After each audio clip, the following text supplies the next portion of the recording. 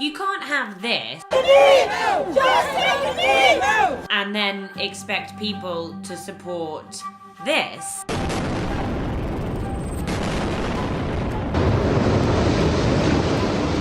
Public opinion in the US is shifting. Palestinian Lives Matter has become a thing. The Black Lives Matter movement has officially come out in support of the Palestinians. And the young and the woke are calling out Israeli war crimes.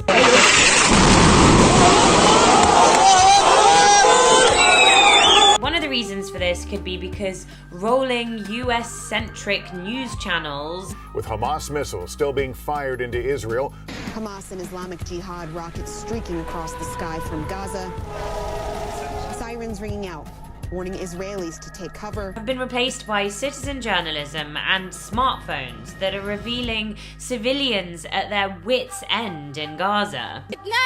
تعملوا لنا مسيرات بدون ما تفيدونا بدنا حل احنا بدنا اسعار بدنا هدنه تعبنا دعمنا الحرب. Now that the TikTok generation has learnt all about the Arab-Israeli so-called conflict, remember the word conflict suggests there's a level playing field, they're managing to summarize the entire saga in catchy, minute-long songs. One day Palestine will be free, so be on the right side of history. You're not anti-Semitic if you stand against war crimes. Touché. Much of the change in opinion is coming from young people that are themselves of Muslim heritage, Muslim faith, Arab heritage, including Palestinian Americans, but also people who are white or African American or Latino but are progressive.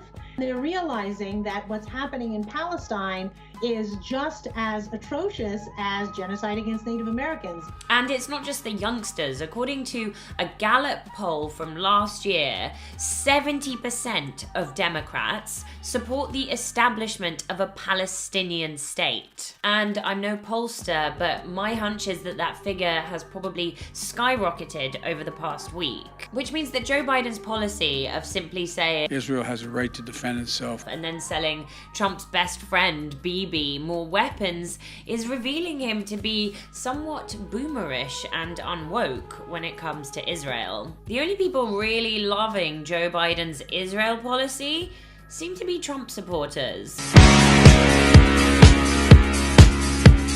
And for Democrats, criticizing Israeli war crimes no longer seems to be taboo, or the career killer that it used to be in the past.